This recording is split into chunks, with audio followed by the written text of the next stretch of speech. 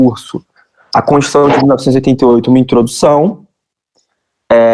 O tema da aula de hoje será o Poder Executivo.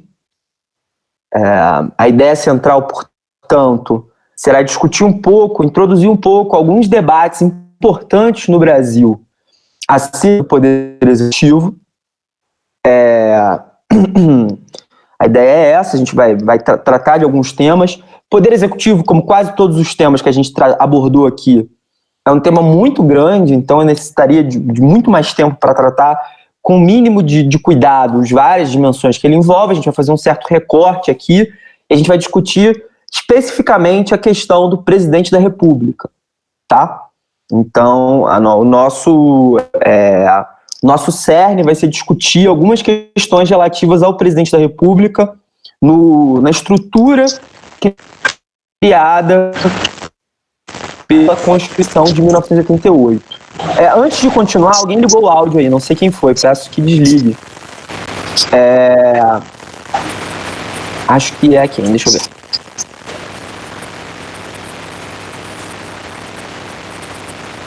É o Márcio. Márcio, se você puder desligar o áudio, eu agradeço muito, querido. Obrigado. Bom, como eu dizia, o recorte da aula de hoje vai ser esse. Antes de eu avançar propriamente na aula, eu queria falar duas coisas com vocês, duas coisas importantes. A primeira é lembrar a todos que essas aulas estão sendo gravadas, porque a ideia desse curso é sociabilizar o máximo possível, ampliar o máximo possível o acesso da comunidade à discussão introdutória sobre a Constituição. Então, quem tiver alguma objeção, é sempre a mesma coisa. Peço que avise a mim ou aos queridos monitores. E uma outra questão é a seguinte, que eu esqueci de avisar. Aos alunos da Faculdade Nacional de Direito e aos alunos da UFRJ em geral, eu peço que deem uma olhada no SIGA para que se inscrevam na atividade de extensão. Então, para os alunos da UFRJ e da FND, eu peço que deem uma olhada no SIGA, porque tem uma maneira lá de você se inscrever, e aí eu vou aprovar para computar direitinho as horas complementares de vocês, tá?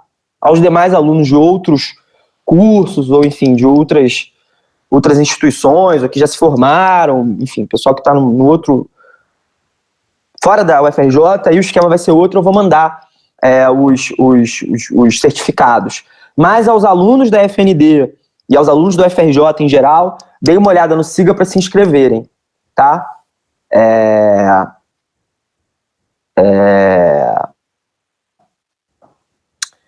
Acho que é isso. Bom, então, como eu falei, a aula de hoje é sobre o Poder Executivo. Esse é um tema amplo, a gente poderia tratá-lo a partir de diferentes perspectivas, não existe apenas uma perspectiva para discutir isso, mas eu vou me centralizar na questão do presidente da República, especificamente. E aí, como eu costumo fazer em todas as aulas que a gente teve aqui, a ideia central é tentar responder quatro perguntas, na verdade. 4 perguntas que vão direcionar a nossa visão introdutória acerca do Poder Executivo na Constituição de 1988. A primeira pergunta é: o que é o Poder Executivo? Essa é uma pergunta relevante, né, interessante de se fazer.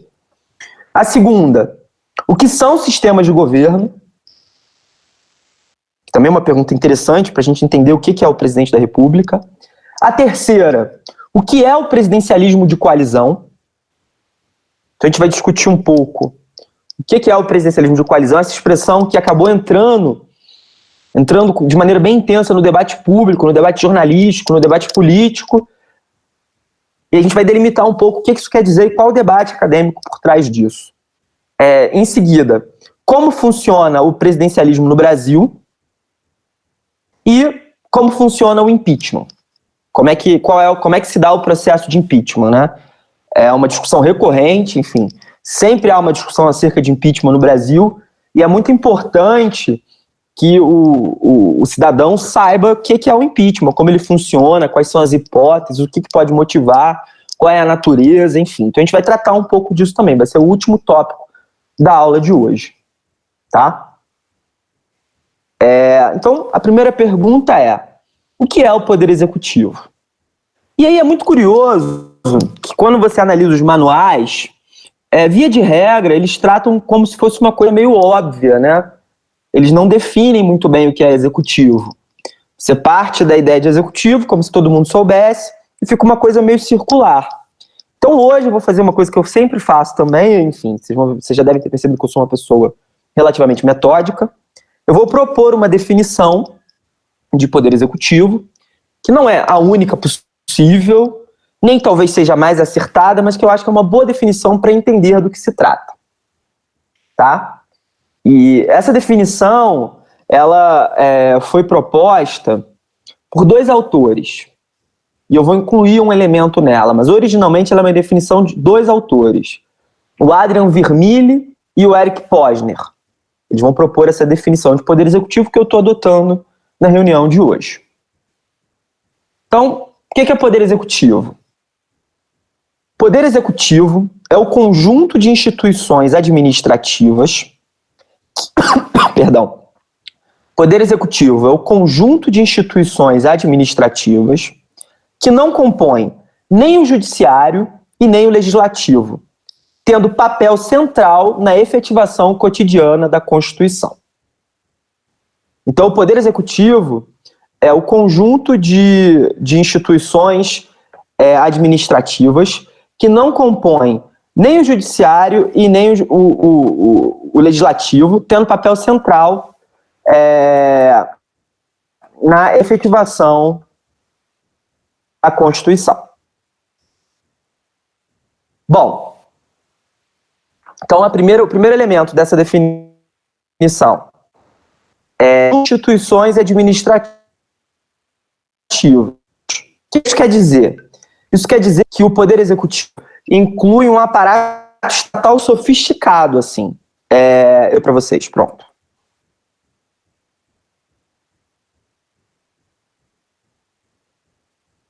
Então, tá aí. Então, é um conjunto de instituições administrativas. Isso quer dizer o quê? Que o Poder Executivo inclui um aparato estatal muito sofisticado de diversos níveis. Então, o Poder Executivo inclui o Presidente da República e os ministros de Estado, mas inclui também o técnico de enfermagem do posto de saúde do município do interior. Tudo isso está dentro do Poder Executivo. O Poder Executivo, portanto, é um conjunto de instituições administrativas. É um conjunto de uma estrutura institucional muito sofisticada que envolve diversos níveis, né? Bom, o segundo elemento da definição, que não compõe nem o judiciário e nem o legislativo. É uma definição, portanto, excludente, né? Não, tudo que não é judiciário nem legislativo é poder executivo, tá? Por que se fala isso? Por que a gente define dessa forma excludente? Porque o executivo é tudo aquilo que não é o judiciário e nem o legislativo. Porque o executivo, ele sofreu um processo de crescimento muito intenso nos últimos anos, nas últimas décadas, na verdade. Com a ascensão do que a gente chama de estado do bem-estar social, que é um estado que se envolve em diversas atividades, que regula a economia, que presta serviços públicos, que trata de diversas coisas, o executivo ele inchou, ele cresceu muito. É difícil, portanto, você dizer qual é a natureza típica das atividades do executivo. Se vocês pegarem aqueles manuais classicões, os livros de teoria do Estado, vão dizer que o papel do executivo é executar as leis. Então, é transformar em realidade aquilo que foi proposto pelo Poder Legislativo. Só que essa é uma definição muito pobre e muito pouco sofisticada para entender a estrutura do Poder Executivo. Por quê? Porque o Poder Executivo, às vezes, exerce funções que têm uma natureza quase judicial. Por exemplo, se vocês receberem uma multa do Detran, uma multa, né? E aí vocês vão questionar essa multa, vocês vão recorrer dessa multa. O processo que vai acontecer ali é quase um processo judicial, tem uma feição judicial, judicialiforme. Digamos que todos aqui fossem alunos da universidade pública e eu desrespeitasse vocês de alguma maneira, tratasse vocês de uma forma não urbana, isso poderia dar abertura a um processo administrativo disciplinar, que também tem uma natureza judicialiforme, meio judicial, Além disso, o executivo às vezes também tem atividade de uma natureza meio legislativa. Então, quando a gente pensa, por exemplo, no caso de agências reguladoras, que vão regular um determinado setor da economia, a Anvisa, que vai tratar de questões relativas à saúde, que vai regular a vacina do Covid. Essa natureza, essas atividades têm uma natureza quase legislativa, de criar normas. Então, o executivo contemporaneamente, por esse processo de crescimento, ele não tem uma atividade exclusivamente, uma coisa fechada. Ele exerce diferentes atividades com naturezas distintas e com perfis distintos. Então, é muito difícil você dizer, o executivo é o órgão que executa as leis. Não, é muito mais do que isso. Então, é muito mais fácil você dizer que o executivo é tudo aquilo que não é o legislativo nem o judiciário. Por fim, o último elemento da definição que eu ofereci para vocês diz o seguinte: tem papel central na efetivação cotidiana da Constituição. E o que eu quero dizer com isso? O que está por trás disso? Por que eu incluí isso na definição de poder executivo? Porque eu já falei isso em outras aulas, eu acho, enfim, em outras reuniões nossas, mas o poder executivo, ele é o fiador cotidiano da Constituição. Geralmente, o agente estatal, a autoridade estatal com quem você vai lidar no seu dia a dia, e que vai ser o fiel da balança entre o direito concretizado e o direito não concretizado, é o poder executivo. É o secretário do órgão público, é o atendente, é o médico no posto de saúde, é o professor na escola, o professor na universidade. Então, boa parte dos agentes estatais com os quais a gente lidar no dia a dia, que transformam ou não nossos direitos em realidade, estão vinculados ao poder executivo. Então, o poder executivo, ele é o principal responsável, talvez, pela efetivação cotidiana da Constituição. A Constituição vai falar, por exemplo, numa emenda recente, que o transporte público é um direito social fundamental. Quem vai definir a concretização desse direito vai ser o Poder Executivo. No caso do transporte municipal, a prefeitura. No caso do transporte intermunicipal, os estados. No caso do transporte interestadual, a União. Então, o Poder Executivo, ele é o grande fiador em vários níveis da concretização do texto constitucional. Então, retomando, Poder Executivo é o conjunto de instituições administrativas que não compõem nem o Judiciário e nem o Legislativo, tendo papel central na efetivação cotidiana da Constituição. Quem tiver dúvidas, enfim, a nossa estrutura de sempre, é só escrever ali no chat que no intervalo entre uma parte e outra, eu vou buscar esclarecer. Bom, a segunda pergunta da aula de hoje, o segundo elemento que a gente vai tratar na aula de hoje é o que são sistemas de governo. Porque, como eu falei, por que a gente vai falar disso? Porque o recorte da aula de hoje, ele vai buscar discutir um pouco a figura do presidente da República. Então, para a gente entender o que é o presidente da República, a gente vai ter que entender o que são sistemas de governo. Tá? Então, sistemas de governo é uma forma de identificar os mecanismos de distribuição do poder político.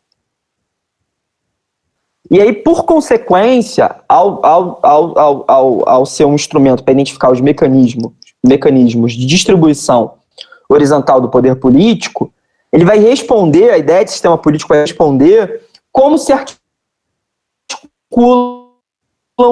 os poderes do Estado, em especial o executivo e o legislativo. Então, quando a gente fala de sistema de governo, a gente está falando de formas específicas de interação entre, de um lado, o poder executivo e, do outro, o poder legislativo, tá?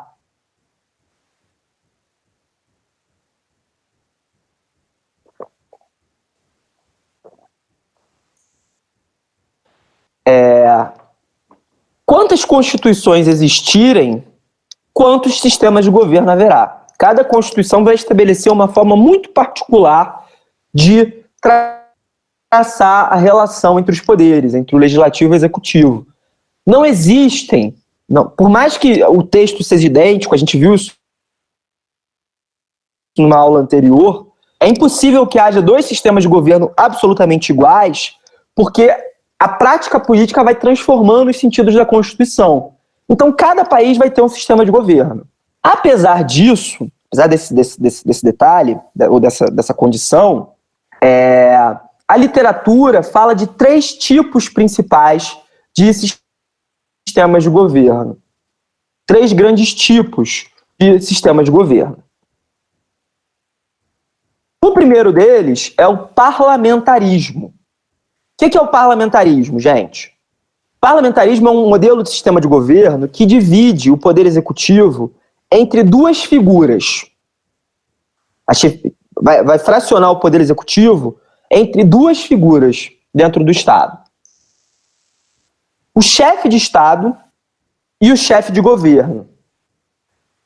Chefe de Estado vai ser uma figura geralmente protocolar, uma pessoa responsável por tratar de questões simbólicas, por responder a questões ritualísticas. Então, o grande exemplo de um chefe de Estado no modelo parlamentarista, quem é? Uma figura bem simbólica. Se vocês quiserem responder, eu agradeço, que eu me sinto menos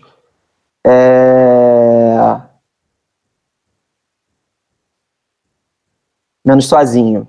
Exatamente, a Rainha Elizabeth. É o grande exemplo de uma chefe de Estado. Por outro lado, você vai ter o chefe de governo, que é uma autoridade responsável por tratar da política cotidiana, de desenhar as políticas públicas, de orientar o caminho político do Estado, enfim. É uma figura da política do dia a dia. E aí o grande exemplo, o nome dessa figura geralmente no parlamentarismo, é o primeiro-ministro. Vocês falaram do Boris Johnson, chefe de governo, no caso da Grã-Bretanha, do Reino Unido, né?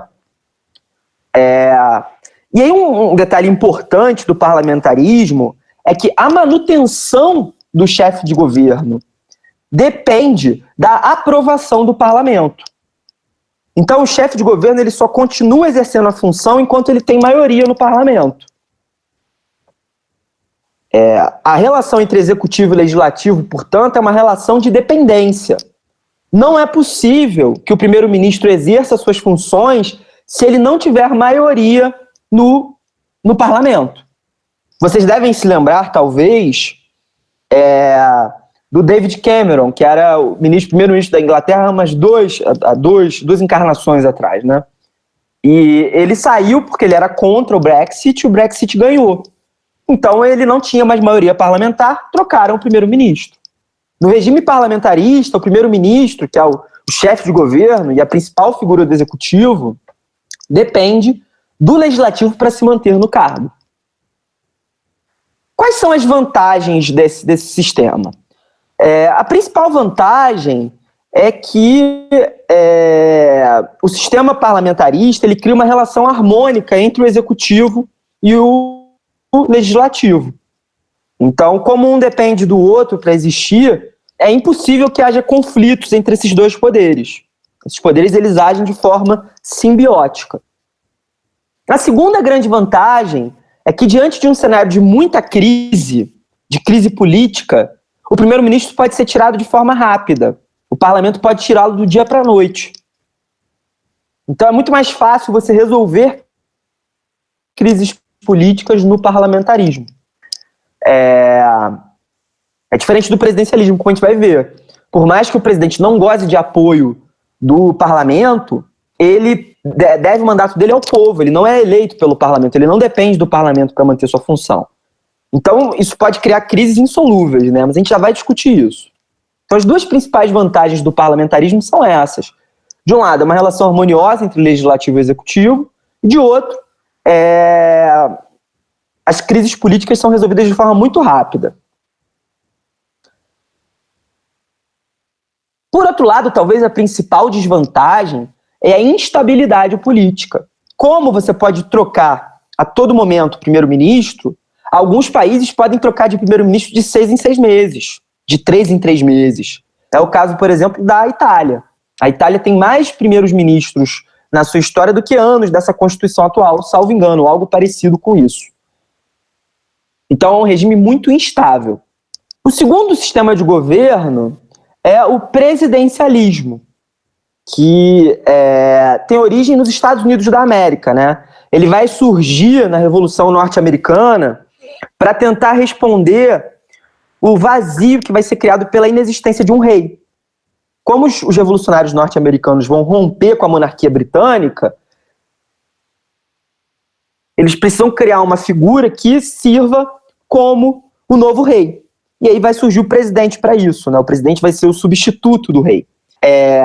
O Bruce Ackerman, que é um constitucionalista norte-americano, ele vai dizer que o presidencialismo é o pior produto de exportação americano, que foi o que causou o maior número de crises pelo mundo. Mas, voltando a explicar com calma, o que isso quer dizer? O presidencialismo, diferente do parlamentarismo, vai concentrar a chefia de Estado e a chefia de governo numa mesma figura, que é o presidente da República. O presidente da República vai ser simultaneamente chefe de Estado e chefe de governo. Ele vai exercer essas duas funções simultaneamente. E o que é mais importante, ele não depende de apoio legislativo para se manter no cargo. Então, por mais que o presidente não tenha maioria no parlamento, ele não depende disso para continuar sendo presidente. Porque, diferente do primeiro-ministro, que é eleito pelo parlamento, o presidente é eleito diretamente pelo povo. Então, é uma relação estanque entre o legislativo e o executivo. Qual é a principal vantagem desse modelo? Esse é um modelo no qual o povo tem influência muito direta na política, né? Porque o presidente é eleito diretamente. Hoje no Brasil, pra vocês terem uma ideia, hoje no Brasil não há político que tenha recebido mais votos que o presidente atual da República. Quando era o presidente anterior, igualmente. O presidente ele é sempre o político que recebeu o maior número de votos, porque ele concorre no maior colégio eleitoral, que é o país inteiro. Nenhuma outra figura concorre no país inteiro, só o presidente. Então, via de regra, o presidente é a figura com o maior número de votos. Não tem como ser diferente disso. A principal desvantagem é que a principal crítica ao presidencialismo é que você cria um sistema no qual um político pode ser muito forte. E isso pode gerar um incentivo plebiscitário. O presidente pode dizer que ele fala pela voz do povo e romper com as instituições democráticas, por exemplo. Essa é a história de muitos lugares na América Latina. A Vitória, antes da gente começar essa reunião, falava do Getúlio Vargas. O Vargas não foi... O Vargas só vai ser eleito nos anos 50, né? Mas ele vai chegar ao poder em 30 por uma revolução, a Revolução de 30. Depois ele vai ser eleito pela Constituinte de 34 e vai dar um golpe em 37. Mas é um exemplo disso, de um presidente que concentrou muitos poderes e deu um golpe. A segunda crítica ao presidencialismo é que, diferente do parlamentarismo, ele não consegue resolver as crises de forma amena. Então, quando o presidente entra em conflito com o legislativo, com o Congresso, essa crise pode durar muito tempo e só acaba de forma traumática, pela via do que a gente vai discutir no final da reunião, do impeachment, né? Que não é uma forma, não é igual um voto de desconfiança que afasta o primeiro-ministro. Não. Impeachment é um instrumento criado para afastar presidentes que cometeram crimes. Então, quando o presidente perde o apoio do parlamento, isso pode gerar um cenário de crise permanente. Para alguns autores, desde 2016, é o que a gente vem vivendo no Brasil. Bom, o terceiro modelo, o terceiro sistema de governo é o semipresidencialismo, que vai tentar misturar um pouco o parlamentarismo com o presidencialismo, né? Então é o semipresidencialismo. E aí você vai ter um presidente da República e um primeiro-ministro. Só que, diferente do parlamentarismo, o presidente da República vai ser um chefe de Estado com mais competências, ele vai ter mais poderes. Ele não vai ser tão poderoso quanto no presidencialismo tradicional, mas ele vai ser infinitamente mais poderoso do que o chefe de Estado do parlamentarismo. Então é um modelo híbrido, né? Um modelo que vai misturar. E não existe um só semipresidencialismo. Existem vários tipos de semipresidencialismo. Um grande exemplo disso é o exemplo português. Portugal é um país semipresidencialista. Bom, até aí, se vocês tiverem dúvidas, vão escrevendo, que quando eu fizer o intervalo a gente discute um pouco, né? Não sei se eu estou indo muito rápido, enfim. Como eu não dei aula semana passada, talvez eu tenha perdido um pouco o ritmo. Se vocês estiverem sentindo dificuldade com alguma coisa, por favor, me avisem.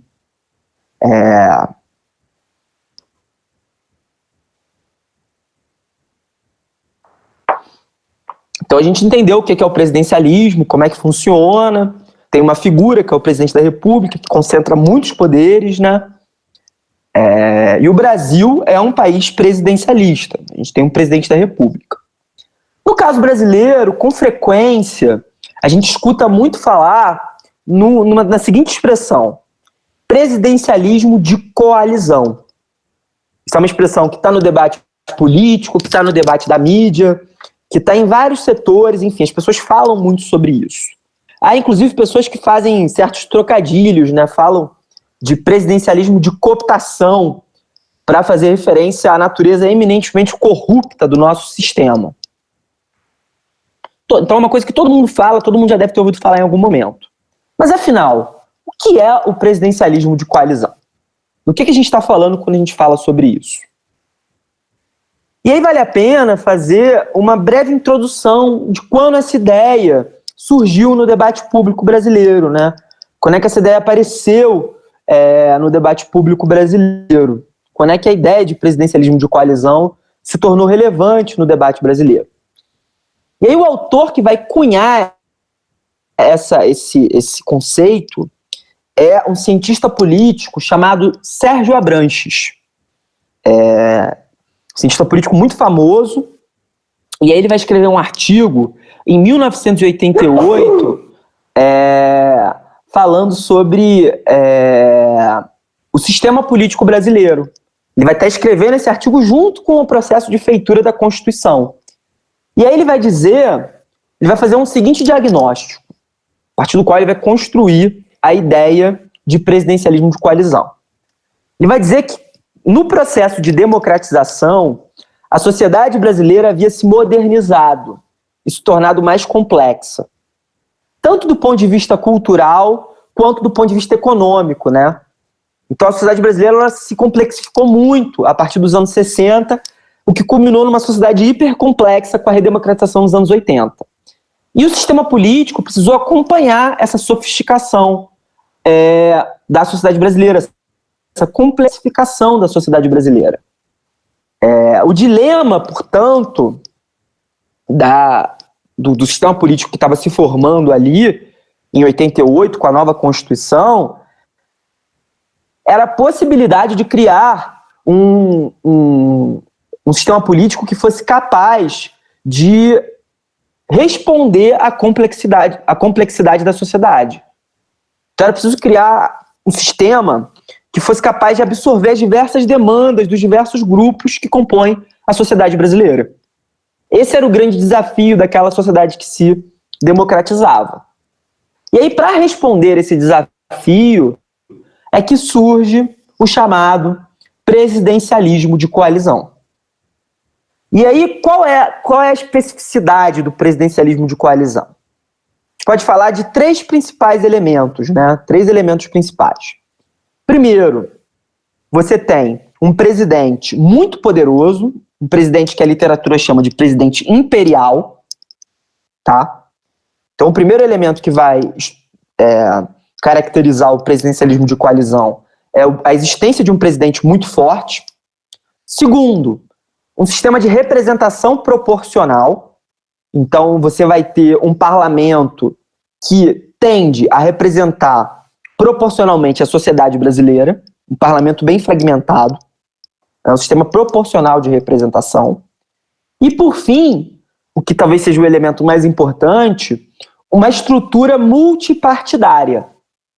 Então, no Brasil, você tem diversos partidos, justamente para responder a essa necessidade da complexificação da sociedade. Conforme a sociedade foi se tornando complexa, tornou-se necessário ter um sistema multipartidário, com partidos que respondessem às diversas demandas sociais existentes. Então, tem 3 elementos que compõem o presidencialismo de coalizão: um presidente poderoso, um presidente imperial, um sistema de representação proporcional e o multipartidarismo. O primeiro e o último elemento são os mais importantes, tá? Bom, como é que funciona o presidencialismo de coalizão? Como a gente tem um Congresso multipartidário e proporcional, muito fragmentado, e um presidente muito forte, para que o presidente consiga governar, ele precisa formar coalizões no Congresso. Então, ele precisa conseguir maiorias no Congresso. Ele precisa negociar. Então, o presidente precisa ter instrumentos para formar coalizões. E essas coalizões, elas vão ser muito custosas, porque, como eu falei para vocês, o sistema brasileiro ele é multipartidário. Então, não há possibilidade de um presidente ganhar a eleição e ter maioria suficiente no Congresso para aprovar leis, por exemplo. Ele não vai ter isso. Para que ele tenha maioria para aprovar uma lei, ele vai precisar negociar com vários partidos e formar uma coalizão. Essa é a lógica do sistema. O presidente ele é muito poderoso, mas para que ele consiga governar efetivamente, ele precisa ser capaz de negociar politicamente e formar maiorias dentro do Congresso Nacional. Para vocês terem uma ideia, quando o presidente atual foi eleito, o presidente Bolsonaro, se eu não estou enganado, o partido dele foi eleito com 70 parlamentares. E foi o segundo maior do Congresso Nacional. Isso não chega nem perto do necessário para aprovar uma lei simples. Então, para o presidente conseguir governar, ele precisa formar isso que a gente chama de coalizões. Precisa negociar, né? E aí, quais são os instrumentos que o presidente tem para formar suas coalizões? Como é que ele faz isso? Primeiro, ele pode oferecer cargos públicos. Então, o presidente ele tem a opção de ofertar cargos públicos para os partidos políticos. Então, vocês devem ter visto isso. Agora, diante de um cenário de crise, do risco de impedimento, o presidente ofereceu ministérios para o chamado Centrão, e ele vai oferecer cargos em estatais, cargos na gestão de fundos públicos, enfim. Ele vai ter cargos a oferecer para os partidos políticos. Ele vai ter que fracionar o governo dele e os cargos que ele tem à disposição para conseguir apoio. O segundo instrumento que o presidente tem são as chamadas emendas parlamentares. Isso mudou bastante recentemente, mas eu vou explicar a lógica tradicional. O Brasil, ele possui o que a literatura chamava, isso mudou, mas eu não vou atualizar vocês sobre isso. O Brasil possui o que a literatura chamava de orçamento autorizativo. O que isso quer dizer? Quando o Congresso aprova a lei orçamentária, ele dá um limite que o chefe do executivo, que o presidente da República pode gastar. Então ele vai fazer um orçamento de, 2 milhões para a saúde. O presidente pode gastar até 2 milhões. É muito mais complexo que isso, mas só para vocês entenderem. E aí, conforme os parlamentares têm o interesse em desenvolver projetos em suas regiões, eles vão depender do presidente. Então, digamos que eu seja um parlamentar, tá? E eu quero construir uma ponte no meu município. Eu incluo isso no orçamento. Mas como eu falei para vocês, esse orçamento ele é autorizativo. Ele autoriza o presidente a gastar ou não. Para que o presidente efetivamente construa a ponte, para que surja o dinheiro para construir a ponte, é preciso que o presidente autorize. É preciso que o presidente fale, vamos executar esse projeto que está no orçamento. E aí, para o presidente autorizar os meus projetos como parlamentar, eu vou ter que negociar com ele, vou ter que votar conforme ele queira. Isso vai ser uma negociação política. Então, o controle que o presidente tem do orçamento é um instrumento para ele trazer parlamentares para sua base, para sua coalizão. Finalmente, terceiro e último instrumento é a negociação de preferências políticas. Então, digamos que eu seja um presidente de extrema esquerda, um presidente progressista, muito progressista, que seja a favor do aborto, tá? E eu queira aprovar uma lei que autoriza o aborto até o 3º mês de gestação. Isso não seria nem... Isso é um presidente liberal. Eu posso ter essa vontade, mas se o parlamento não tiver, não adianta de nada. Então, para eu formar a coalizão, para eu atrair membros para a minha coalizão, eu vou ter que abrir mão das minhas preferências políticas. Por mais que eu seja a favor do aborto, se eu não tiver uma maioria no Congresso para isso, se tiver, por exemplo, um setor religioso muito forte, que eu precise para aprovar outras pautas, eu vou ter que abrir mão dessa minha preferência política para aumentar a minha coalizão. Então, um exemplo disso é a coalizão do presidente Lula, o segundo mandato do presidente Lula. Você tinha partidos hiperconservadores e partidos hiperprogressistas. E o presidente tinha que negociar e encontrar um meio termo ali para agregar todo mundo. Então a gente tem esses 3 instrumentos para formar a coalizão.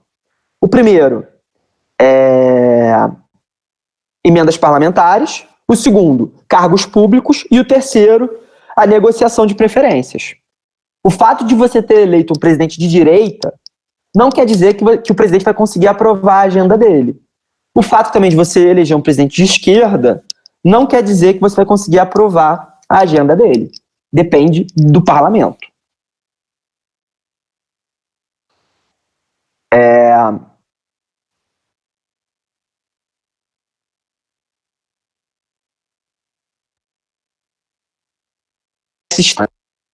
Quais são as principais críticas desse sistema? Quais são as sobre isso? Primeiro, a primeira crítica central é a ideia de que o presidencialismo de Collor criaria um sistema muito instável, né? Um sistema sem estabilidade. Por quê? Porque o presidente ele teria que ser idoso para conseguir negociar com o parlamento. Então, presidentes que fossem hábeis politicamente conseguiriam fazer o sistema funcionar. Presidentes que fossem inábeis politicamente gerariam situações de crise. Então, para muitos autores, isso explicaria o governo Collor, que foi um governo que caiu, né? O governo Dilma, o governo Bolsonaro. Então, são governos que não têm capacidade de negociação política. E isso geraria crise permanente entre os poderes. Então, essa é a primeira questão. É um sistema que convida à crise. Tanto é que é algo em que a gente discute o impeachment dos presidentes, né? Vocês já devem ter ouvido falar nessa piada. Acabou o carnaval, já começamos a discutir o impeachment do presidente. Aí vem o Natal, para.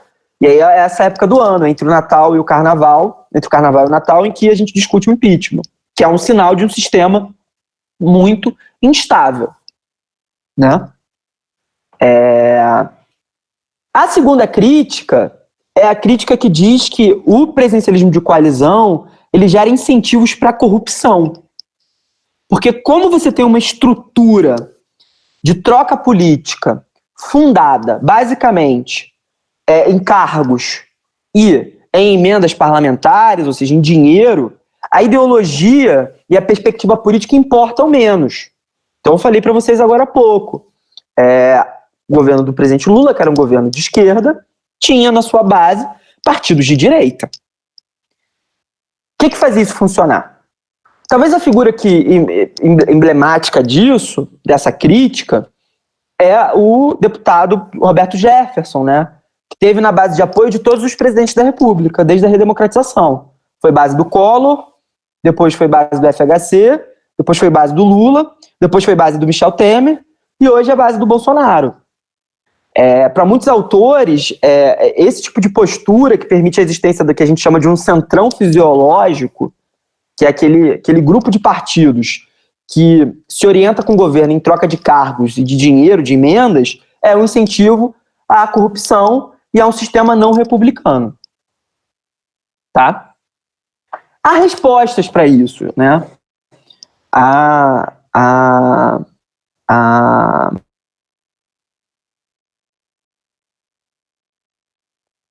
Talvez os dois principais autores que defendam a virtude do modelo do presidencialismo de coalizão sejam Fernando Limonge e a Argelina Figueiredo. E vão dizer o seguinte, vão defender da seguinte maneira. Eles vão dizer que, primeiro, não há nenhuma garantia que se a gente mudasse para o parlamentarismo também não seria instável, a gente não teria crises o tempo todo. Então, a crítica ao presidencialismo de coalizão como um laboratório de crises, ela não precisa ser exclusiva. Pode ser que se a gente adotasse o parlamentarismo, a gente tivesse crises o tempo todo. Né? E segundo, a ideia de corrupção. Se a gente tivesse um sistema parlamentarista, nada proíbe que o primeiro-ministro comprasse apoio no parlamento com corrupção, com cargos públicos, com emendas parlamentares, enfim. Então, não há nada de intrinsecamente problemático no presidencialismo de coalizão, por um lado, e não há nada que garanta que se a gente trocasse o sistema de governo, isso seria respondido. Basta vocês imaginarem que a gente teria primeiros ministros ilustres na história nacional, Severino Cavalcante e Eduardo Cunha. Teriam sido o primeiro-ministro do Brasil como presidente da Câmara de Deputados. Claro que, enfim, é uma comparação esdrúxula, né? Eu estou fazendo uma brincadeira. Mas nada garante que a gente não tivesse um sistema tão corrupto quanto ou mais, enfim, não tem como saber. Então essa é a defesa. Um último ponto, que talvez seja interessante, que é uma discussão contemporânea, é a relação entre presidencialismo de coalizão e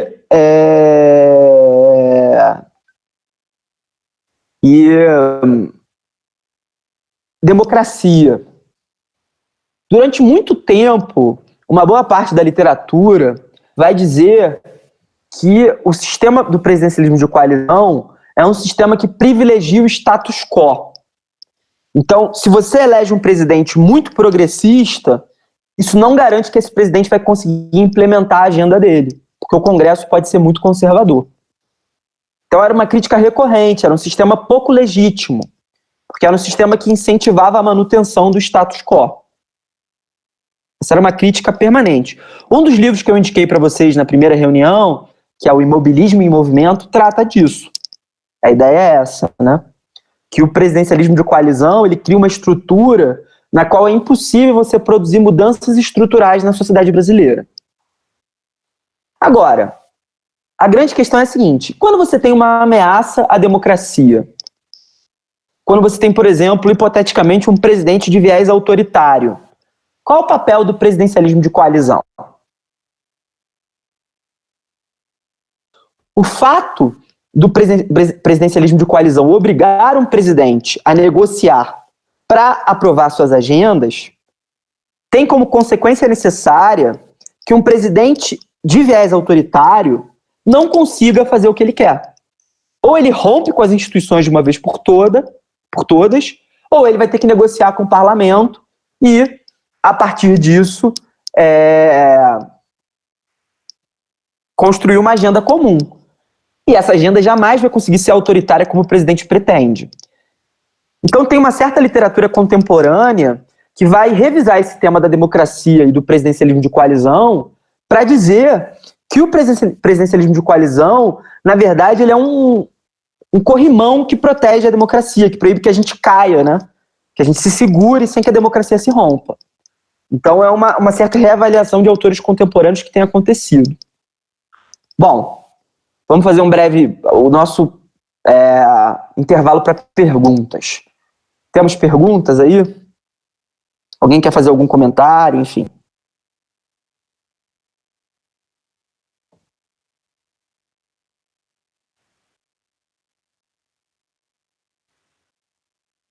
Sem pergunta, gente?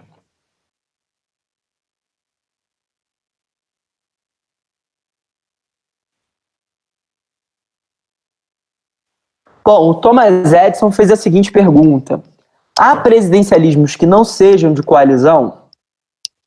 E aí, essa é uma pergunta complexa, né? Porque a gente poderia dar um alto grau de sofisticação para a resposta.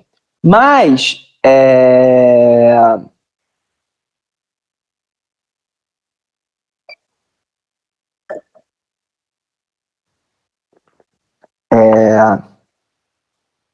em tese, o presidencialismo foi originalmente criado para o modelo de bipartidarismo, que é o caso norte-americano. Então você tem o presidente da República e o Partido Democrata e o Partido Republicano. O presidente, por mais que ele queira, não vai conseguir formar uma coalizão com um partido de oposição a ele. Isso só consegue existir em sistemas multipartidários como o brasileiro. Então, o presidencialismo de coalizão nada mais é do que o presidencialismo em sistemas multipartidários. O presidencialismo que não é de coalizão é um presidencialismo no qual você tem 2 partidos. A Natália do Vale perguntou o seguinte: como o voto distrital pode afetar a dinâmica de coalizões? Como é que funciona isso, gente? Não sei se todos estão. Eu vou fazer uma breve retomada, que é um tema que exigiria uma aula ou mais, né? Como é que funciona isso? Qual é a diferença entre sistema proporcional e sistema distrital? No sistema proporcional, você tem a eleição dos representantes, digamos que sejam dos parlamentares, dos deputados, proporcionalmente, tá? E aí o nome já diz. Como assim? Digamos que a gente município do Rio de Janeiro, seja um colégio eleitoral. E ali você vai eleger 10 deputados, tá? No município do Rio de Janeiro. É um exemplo, uma hipótese. Como é que você vai fazer para eleger esses 10 deputados no sistema proporcional? Aqueles 10 que receberem o maior número de votos vão ser eleitos, tá? Então esse é um modelo que tende a privilegiar a representação da sociedade. Se você tiver 10% de ambientalistas na sociedade do Rio de Janeiro, por consequência, você vai ter 10% de deputados ambientalistas. Se você tiver 20% de socialistas, você vai ter 20% de deputados socialistas. Se você tiver 50% de conservadores, 50% de conservadores. Então é um sistema que tenta representar proporcionalmente a sociedade. E, portanto, é um sistema que gera maior fragmentação. Todos conseguem visualizar isso? Então, se você vai eleger todas as frações da sociedade que tem representação, vai ser muito mais fragmentado. O que é um sistema distrital? É diferente. Nele, você vai pegar o colégio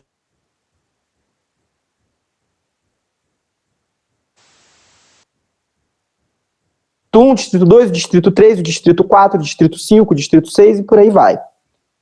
E em cada um destes distritos vai ser eleito o deputado que tiver o maior número de votos. Tá? Então, vai ser eleito um deputado por distrito. Qual é a consequência prática do sistema distrital? Nele, as maiorias são sobre-representadas. Por quê? Digamos que na nossa sociedade hipotética, que eu falei para vocês, da aula sem quadro é horrível, né? Mas vamos lá.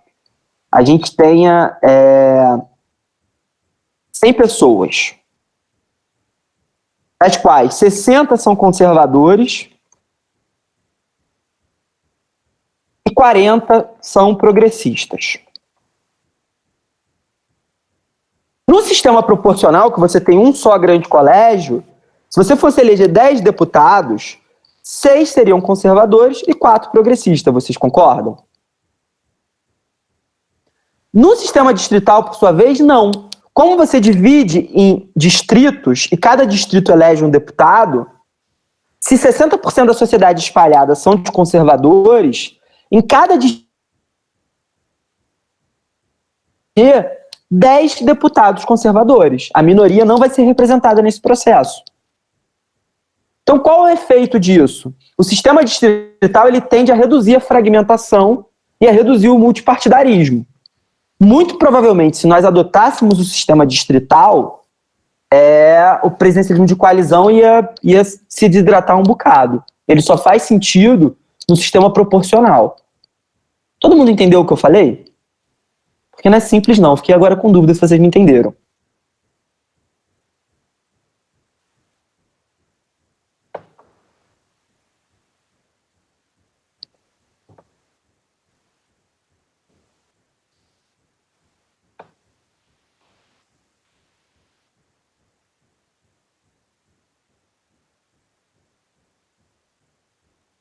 Não entendeu, Vitória? Eu vou explicar mais uma vez.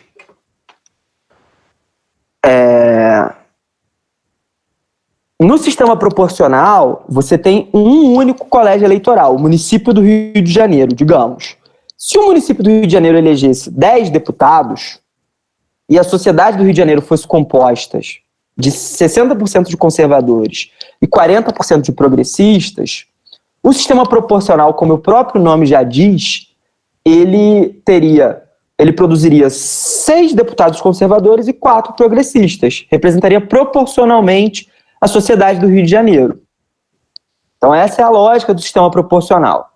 E como as sociedades são muito complexas e tem vários setores políticos, a tendência é que o sistema proporcional gere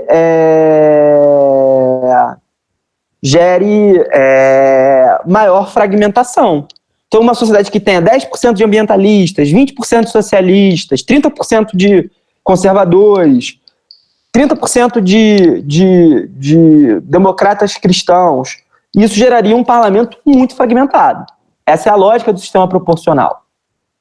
O sistema distrital, por sua vez, divide o colégio eleitoral em distritos. Então, se você tem que eleger 10 deputados, você vai dividir o colégio eleitoral em 10 distritos. É como se cada bairro fosse eleger um deputado. Então, Laranjeiras elegeria um deputado, Catete elegeria um deputado, Botafogo elegeria um deputado, Tijuca um deputado, Engenho de Dentro outro deputado. Cada distrito elegeria um. Qual é a questão aí? Se a sociedade carioca é composta de 60% de conservadores e 40% de progressistas, esse retrato ele vai se reproduzir em cada um dos distritos. Então, se cada distrito elege um deputado e 60% da sociedade carioca é composta por conservadores, 60% dos moradores de cada distrito vão ser conservadores e vão ter maioria para eleger o deputado conservador. Então, por mais que seja uma sociedade com 40 progressistas, no sistema distrital você tem uma hiperrepresentação da maioria. E aí qual seria a consequência disso para o presidencialismo de coalizão? A consequência é muito simples. Você reduz a fragmentação e enfraquece a lógica da coalizão. E as minorias se tornam subrepresentadas.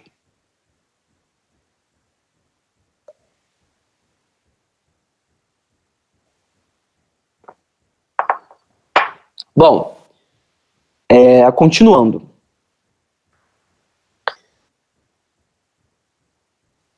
Explicado o presidencialismo de coalizão, enfim, dado esse panorama, a gente partiu de várias questões aqui.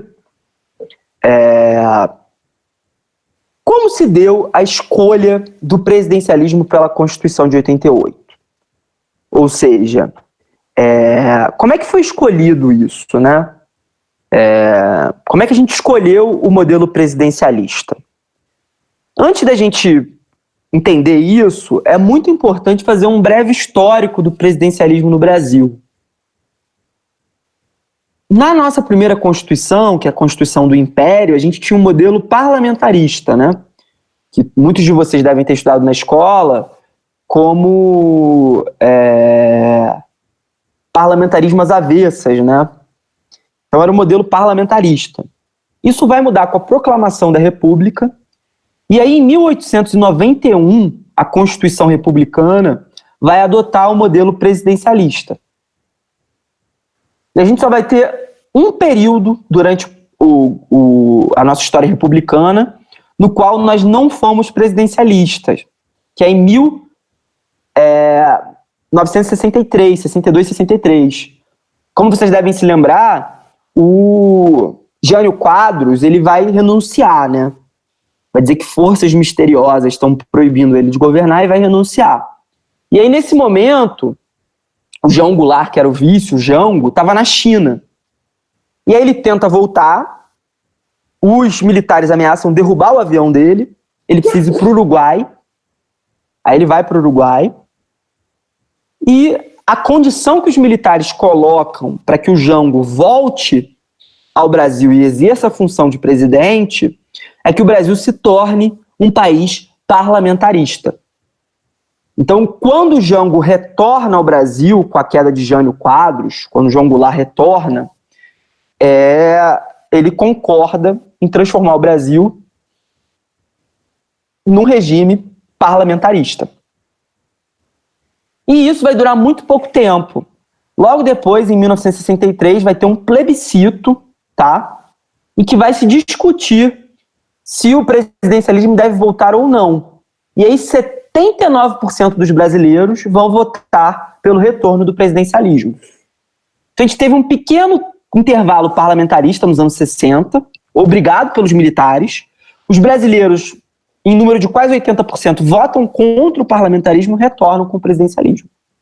Então, tirando esse pequeno intervalo parlamentarista na nossa história republicana, de 1891 a 2020, a gente tem quase um período ininterrupto de presidencialismo. O presidencialismo é do ethos da nossa história republicana. Esse debate ele vai retornar com força na Assembleia Constituinte de 1987, 1988. Então, quando o Brasil se redemocratiza,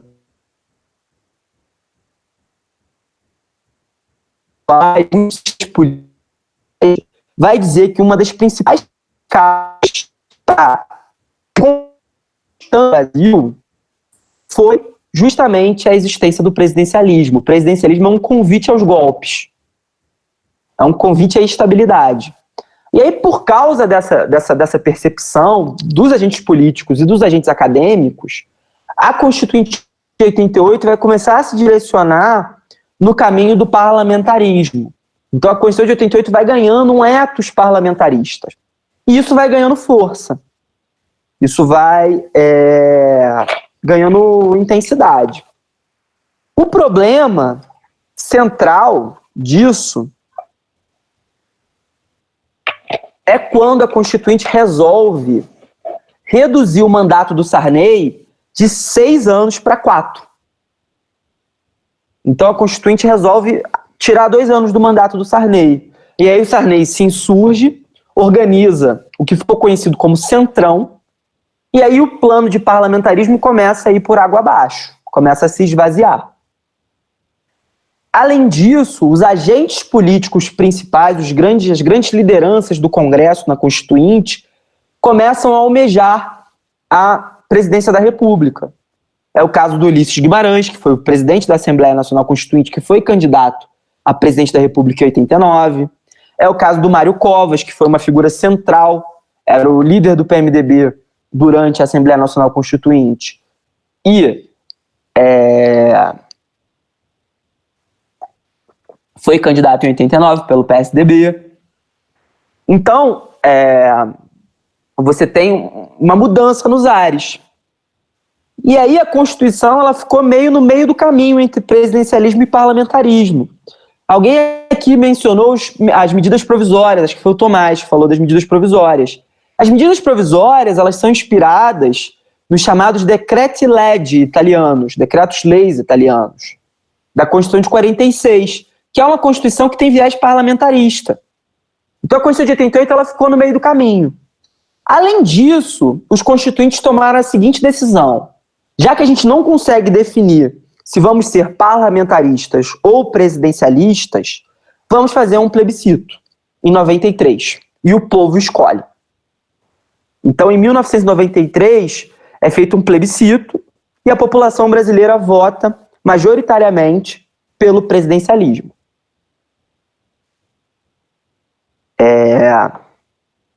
Então, essa é um pouco a história, né? Foi uma coisa que ganhou fôlego na Constituinte. Se vocês forem ler os programas de alguns partidos políticos, como é o caso do PSDB, eles são parlamentaristas. Porque esse era um debate muito forte na Constituinte. Só que foi dando água, até que em 93 o povo brasileiro se manifestou em um plebiscito pelo presidencialismo. É interessante que, volta e meia, alguns autores defendem que o sistema brasileiro tem que mudar. Esse pessoal que faz as críticas que eu falei do presidencialismo de coalizão. E aí essas críticas reaparecem com frequência, enfim. E eles propõem o semipresidencialismo, tem gente que propõe parlamentarismo. Só que um elemento central é o seguinte: para que a gente mude o nosso sistema de governo para o parlamentarismo ou para qualquer outra coisa que não seja o presidencialismo, tem que ter outro plebiscito. Não tem como, claro que a gente que defende o contrário, mas não tem como alterar o sistema de governo do Brasil sem fazer plebiscito. Porque senão perde sentido você fazer um plebiscito, consultar o povo e 30 anos depois você muda o seu entendimento sem consultar o povo de novo. A Constituição qualificou esse tema como um tema que exige consulta popular. Se a gente quiser virar parlamentarista, se a gente quiser virar semipresidencialista, nós teremos que fazer plebiscito.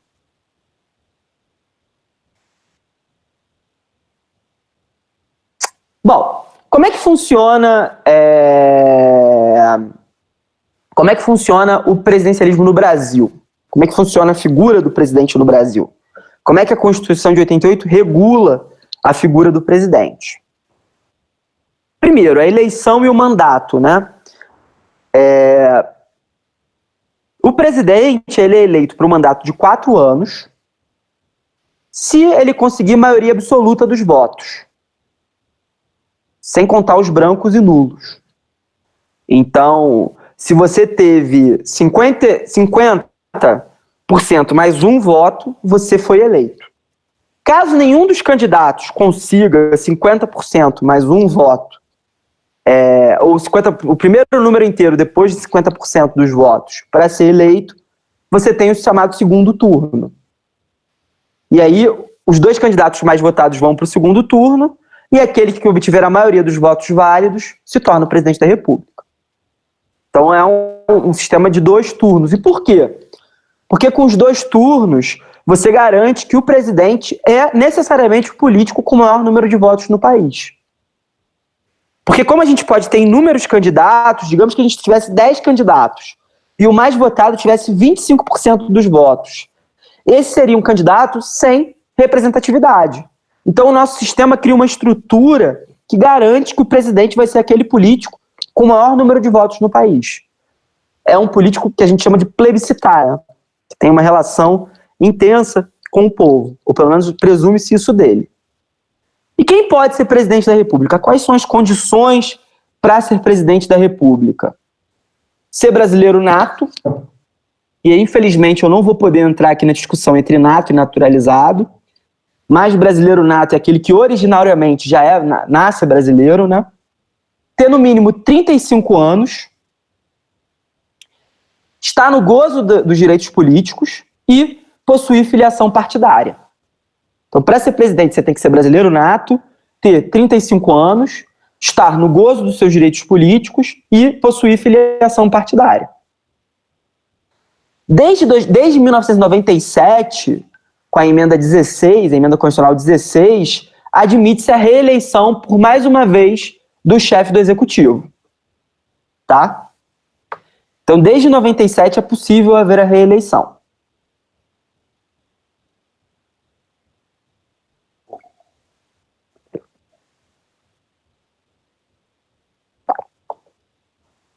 O vice-presidente, ele é eleito na mesma chapa que o presidente da República. Isso tem uma explicação que eu dei para vocês.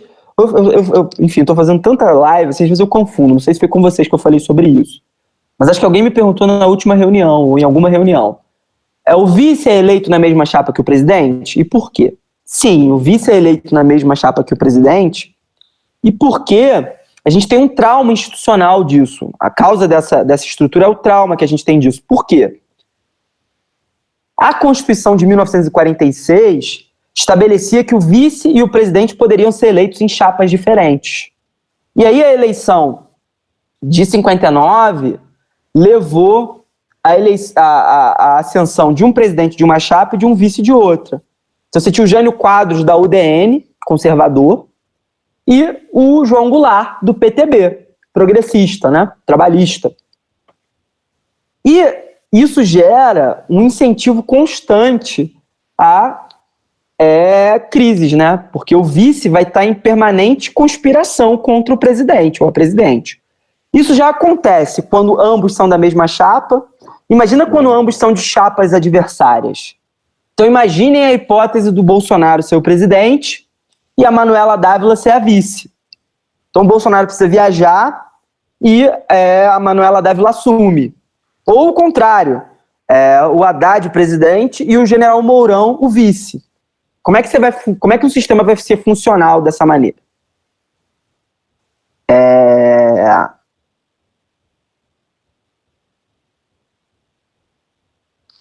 E aí, qual é a linha de sucessão do presidente? Se o presidente ele tem algum problema, ele morre, quem assume a presidência? Qual é a linha de sucessão, né? O primeiro sucessor do presidente é o vice-presidente. Então, se o presidente morreu, quem assume é o vice. Ou se o presidente sofreu um processo de impeachment, quem assume é o Aécio? Não, é o vice-presidente. É o Michel Temer, no caso da Dilma. Se o vice-presidente sofrer algum impedimento, não puder, mas se morrer, por exemplo, quem assume é o presidente da Câmara. Se o presidente da Câmara ficar impossibilitado, quem assume é o do Senado. E, por fim, se o da Câmara e o do Senado não puderem, quem pode é o presidente do Supremo Tribunal Federal. Então, essa é a ordem de sucessão da presidência. Uma coisa interessante que tem sido objeto de debate permanente, que eu vejo as pessoas se confundirem muito, diz respeito às chamadas regras de vacância. Quando o presidente e o vice não podem mais exercer a função, não podem mais exercer o cargo. Então, nas situações na qual o presidente e o vice não podem mais exercer a função. Por exemplo, se a chapa do presidente e do vice for cassada no Superior Tribunal Eleitoral. Tribunal Superior Eleitoral, na verdade, TSE. O que acontece? Aí muita gente fala que tem que ter nova eleição, que se o presidente for afastado por impedimento, quem assume é um presidente eleito. Não. Como eu falei para vocês, se o presidente não pode mais exercer o cargo, quem vai assumir é o vice. Caso o presidente e o vice não possam, a Constituição estabelece uma regra para resolver esse problema, que é a seguinte: caso o presidente e o vice se tornem impossibilitados de exercer a função nos 2 primeiros anos de mandato, realiza-se nova eleição. Tá? Caso o presidente e o vice se tornem impossibilitados nos 2 últimos anos de mandato, o Congresso vai eleger o presidente indiretamente. Então, por exemplo, se o Bolsonaro e o general Mourão tiverem a chapa cassada no TSE, e aí eles forem afastados do cargo, até 31 de dezembro de 2020, você tem novas eleições diretas. Todo mundo vai votar para presidente de novo. A partir de 1º de janeiro de 2021, quem elege o presidente é o Congresso Nacional. Indiretamente. Então essa é a regra. Acho que é muito importante todo mundo saber disso. Se perguntarem para vocês, vocês já sabem. Caso o presidente se impossibilite, quem assume é o vice. Caso o presidente e o vice se impossibilitem, nos 2 primeiros anos você tem eleição direta, nos 2 últimos anos quem elege é o Congresso Nacional. E aí, quais são as atribuições do presidente da República no sistema brasileiro? O que ele faz? Qual é o papel dele, né? Existem inúmeras. Quem tiver curiosidade, eu sugiro que leia lá o artigo 84 da Constituição. É um artigo que vai descrever minuciosamente quais são as atribuições do presidente, né? Mas eu posso adiantar para vocês que o presidente, pela estrutura da nossa Constituição, ele possui um amplo leque de atribuições. E a gente pode falar de três principais tipos de atribuição do presidente, três principais funções presidenciais, né? A primeira delas é a direção da administração federal. Então, o presidente, ele é o grande chefe da administração pública federal. Ele é que vai gerir e vai cuidar da administração pública. Ele vai propor a criação de novos cargos, ele vai nomear os ministros de Estado que vão fiscalizar o funcionamento da administração pública federal. Então, eu, por exemplo, sou professor da Universidade Federal do Rio de Janeiro.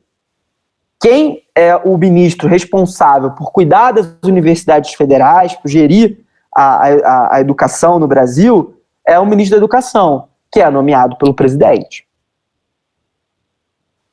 Então, o presidente ele é responsável por gerir a administração pública federal, que é enorme. Envolve diversas coisas, né? Que vão desde o INSS até o Ministério da Saúde. Então, o presidente da República ele gera uma estrutura burocrática enorme. Esse é o primeiro feixe de competências do presidente. O segundo é o que diz respeito à relação com o Congresso Nacional e a atuação no processo de produção das leis. Então, o presidente ele é um grande representante do Poder Executivo em face do Poder Legislativo. Ele tem competência para propor leis, para propor emendas constitucionais. Ele vai ter uma competência muito importante para sancionar, promulgar e fazer publicar as leis.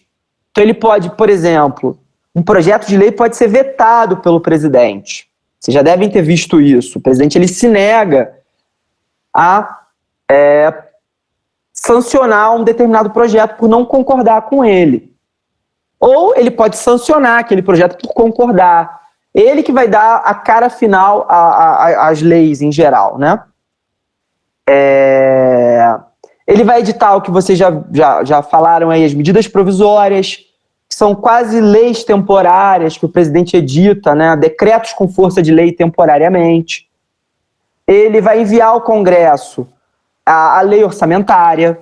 Então, o presidente ele vai ter várias funções dentro do processo legislativo. Ele vai ser um grande gestor do processo legislativo, né? Ele vai ser um grande provocador do processo legislativo. Esse é o segundo feixe de competência. Por fim, o presidente vai representar o país internacionalmente.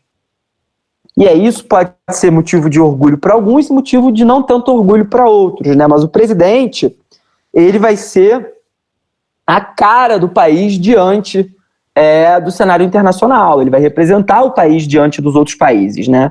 Ele vai celebrar tratados, convenções e atos internacionais. Ele vai declarar guerra e paz com autorização do Congresso. Enfim, quem dá cara ao país internacionalmente é o presidente da República. Então essas são as três principais funções do presidente. Claro que tem mais, né? Ele vai gerir a administração pública federal, ele vai ter uma relação muito forte com o Congresso, com o processo legislativo, e ele vai representar internacionalmente o país. Bom, chegamos ao último ponto da reunião de hoje, né? Que diz respeito ao chamado procedimento de impedimento, ao processo de impedimento, ao impeachment. O que é o impeachment, gente? Quem assume o governo se houver um impeachment? É o Aécio? Essa é uma piada que está ficando velha, eu já repeti 3 vezes hoje, enfim. Mas era uma piada boa, quando era boa, né? Já não é mais. Mas como é que funciona isso? A gente fala em impeachment o tempo todo, o impeachment é uma sombra permanente no sistema político brasileiro, mas a gente sabe pouco como isso funciona. Então a ideia agora vai ser explicar um pouquinho o que é o impeachment, como ele funciona, qual é a lógica, enfim. Para todo mundo poder, enfim, falar com mais propriedade sobre esse tema, né? Para a gente começar a falar de impeachment, é muito importante fazer um breve histórico, né? Como é que começa o impeachment no sistema brasileiro? Qual é a origem disso, né? Desde a Constituição de 1891, que é a primeira Constituição republicana, o ordenamento constitucional brasileiro estabelece que os presidentes podem ser responsabilizados pelos chamados crimes de responsabilidade. Então, desde 1891, o ordenamento constitucional brasileiro prevê a possibilidade do presidente ser responsabilizado pelos chamados crimes de responsabilidade. O que são esses crimes de responsabilidade? São atos do presidente da República que violam valores que são centrais para a Constituição. Então, são atos do presidente que atacam o núcleo da Constituição, que ameaçam o núcleo da Constituição. Os direitos da Constituição, o núcleo democrático, o núcleo federativo. Então, crimes de responsabilidade são condutas do presidente que têm o condão de ameaçar a própria existência da Constituição. Tá? Então, vejam, é muito importante entender isso. O crime de responsabilidade, o processo de impeachment, ele não tem a ver com um crime no sentido comum que a gente fala, né? Não tem a ver com o presidente ir lá e roubar bala de criança, furtar uma bala de uma criança. Não. É um crime, é um ato especial, que é caracterizado pela Constituição, a gente vai ver mais adiante como funciona, mas que entende-se que é um tipo de ato que viola a própria estrutura da Constituição, a própria lógica, a própria essência da Constituição. Lembrem-se, vocês já devem ter visto isso, todo presidente da República, ao assumir o seu mandato, ao tomar posse, ele jura proteger a Constituição, né? Então é parte do papel presidencial de todas as autoridades públicas. Bom, a gente viu mais ou menos qual é o histórico, qual é a lógica. Qual é a natureza desse processo? E quando a gente fala em processo, imediatamente nós pensemos num juiz, num promotor, num procurador, num advogado, num júri. Enfim, processo e crime nos remetem ao Poder Judiciário, né? A lógica do Poder Judiciário, contraditório, ampla defesa, um advogado, tudo aquilo que é até para quem ainda não teve tanta prática forense, a gente pensa logo naqueles filmes americanos, enfim. Um processo de impeachment, qual é a natureza dele? Ele é um processo judicial? Ele é um processo político? Como é que ele funciona? Existem 3 principais teses sobre a natureza do processo de impeachment. Tá? 3 principais perspectivas sobre essa natureza. A primeira perspectiva vai dizer que o processo é político. É um processo eminentemente político. Então, toda a responsabilidade por gerir o processo de impedimento ou de impeachment é do parlamento. Não cabe qualquer interferência do Poder Judiciário. Então, é um processo que não pode ser sequer judicializado, não pode ser discutido no Poder Judiciário. Quem cuida disso é o parlamento. Essa é a tese mais tradicional, né? É uma tese muito recorrente no direito constitucional brasileiro de mais tempo atrás. A segunda visão vai dizer justamente o contrário, vai dizer que o processo de impeachment é um processo jurídico, que tem natureza jurídica, como qualquer outro processo. E que o judiciário pode controlar tudo nesse processo. Pode controlar qualquer coisa, pode controlar desde a tipificação do crime, avaliar se houve crime de responsabilidade ou não, até o procedimento, né? Tudo o judiciário pode controlar. Então o judiciário pode substituir o legislativo na análise daquela conduta. Essa é a visão que vai defender que o processo é jurídico, né? Quais são os problemas dessas visões? A que diz que o processo é político e que o judiciário não deve se meter, esquece que a Constituição vai prever um procedimento para isso, uma série de etapas. E aí o parlamento, por mais que ele tenha liberdade, ele tem que cumprir as etapas constitucionais. Se ele descumprir essas etapas, o judiciário pode atuar para mediar e fazer o procedimento ser respeitado. Então, esse é o problema da tese que diz que é um processo político. Imagina, o Congresso Nacional resolve, do dia para a noite, expulsar o presidente. E aí a Constituição fala de um processo mais longo. Se você diz que o processo é só político, o judiciário não pode fazer nada, o que você está dizendo é que uma violação à Constituiuma não tem tutela, não tem proteção possível. Por outro lado, a tese que diz que o processo é jurídico coloca o judiciário numa situação muito difícil. Porque imaginem que o Congresso já tem a maioria para expulsar o presidente, para botar o presidente para fora. Como é que o judiciário vai controlar isso? Vai manter o presidente contra a vontade da maioria dos políticos do país? Então é uma tese também que gera muitos conflitos entre poderes. E aí surge a terceira tese, que vai dizer que o impedimento ele tem uma dupla natureza. Ao mesmo tempo que ele é um processo político, ele é um processo jurídico. E aí a consequência que se extrai disso é que o judiciário pode controlar o procedimento, mas que a análise do mérito, se houve crime, se não houve, o que o presidente fez ou não fez, vai ser do parlamento.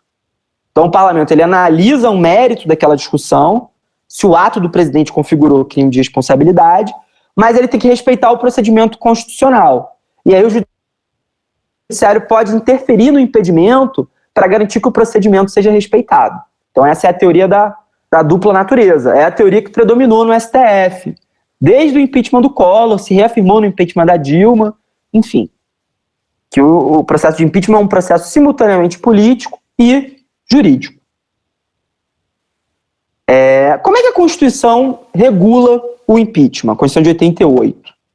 E aí eu vou fazer uma coisa que eu ainda não fiz nesse curso, né? Que é o seguinte. Vou ler um pedaço da Constituição com vocês para a gente entender do que eu estou falando. Então, o artigo 85 da Constituição vai dizer o que são os crimes de responsabilidade. E aí, quem tiver aí computador, acho que todos, né? Eu sugiro que abram a Constituição no artigo 85 para que nós leamos juntos. Mas a Constituição fala o seguinte, artigo 85, são crimes de responsabilidade os atos do presidente da República que atentem contra a Constituição Federal e especialmente contra, inciso 1º, a existência da União, inciso 2º, o livre exercício do poder legislativo, do poder judiciário, do Ministério Público, dos poderes constitucionais, das unidades da Federação, inciso 3º, o exercício dos direitos políticos individuais e sociais, inciso 4º, a segurança interna do país, inciso 5º, a probidade na administração, inciso 6º, a lei orçamentária e inciso 7º, o cumprimento das leis e das decisões judiciais. Então a Constituição fala que os atos do presidente que atentam contra a Constituição Federal, e aí ele dá exemplos disso que eu li para vocês, são crimes de responsabilidade. A ideia central, portanto, aqui é que o presidente, sempre que ele ataca a Constituição, que ele viola a Constituição, ele pode ser responsabilizado. E aí como é que funciona essa responsabilização? E aí vai ser o último trecho da Constituição que eu leio, né? Não que seja alguma vergonha ler a Constituição, acho importante. Todos deveriam ler sempre, né? Devia ser a leitura de cabeceira. Mas, enfim, talvez tire um pouco a dinâmica da aula. Mas o procedimento do impeachment, o processo, ele está definido lá no artigo 86. E aí eu vou ler com vocês e depois eu vou destrinchar para a gente entender direitinho como funciona. Bom, diz o seguinte, o artigo 86. Admitida a acusação contra o presidente da República, por 2/3 da Câmara dos Deputados, será ele submetido a julgamento perante o Supremo Tribunal Federal nas infrações penais comuns ou perante o Senado Federal nas responsabilidades, nos crimes de responsabilidade. Então, quando o presidente é acusado diante da Câmara dos Deputados e a Câmara aceita essa acusação, ele vai ser julgado pelo Senado Federal. E aí, a partir disso, a gente vai começar a entender como é que funciona o impeachment. Apesar da Constituição ela regular o impeachment dessa maneira que eu li para vocês, há uma lei dos anos 50, a Lei 1079, que regula esse procedimento de forma mais pormenorizada, né? E aí eu vou explicar como é que é esse procedimento, de acordo com a lei e de acordo com a Constituição. O procedimento, o procedimento de impeachment, ele é dividido em duas fases, em dois momentos diferentes. O primeiro é o chamado juízo de admissibilidade, que é um momento no qual a Câmara dos Deputados analisa se politicamente é conveniente julgar o presidente. Então, o primeiro momento do processo de impeachment é o chamado juízo de admissibilidade, que é o momento no qual a Câmara ela avalia se politicamente é conveniente ou não julgar o presidente. Em seguida, você tem a fase de processo e julgamento, que vai acontecer no Senado Federal.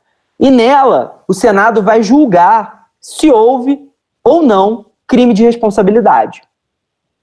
Então, na fase da admissibilidade, você analisa se é conveniente ou não julgar o presidente. E na fase de processo e julgamento, o Senado vai analisar se o presidente cometeu ou não o crime de responsabilidade. E aí, vamos analisar cada uma dessas etapas, né, para vocês entenderem direitinho como funciona o impeachment. Primeiro, você vai ter o juízo de admissibilidade, como eu falei. E a primeira etapa do juízo de admissibilidade é a denúncia. Qualquer cidadão brasileiro que esteja gozando de seus direitos políticos pode denunciar o presidente por crime de responsabilidade. Então, se um de vocês concluir que o presidente cometeu crime, vocês podem fazer uma denúncia e encaminhar para o presidente da Câmara dos Deputados. Tá? O presidente da Câmara dos Deputados é a figura que vai acolher essa denúncia. Ele vai ser o responsável por acolher ou não a denúncia contra o presidente. Então, vocês devem se lembrar que o Eduardo Cunha, que era o presidente da Câmara dos Deputados, dizia com frequência que não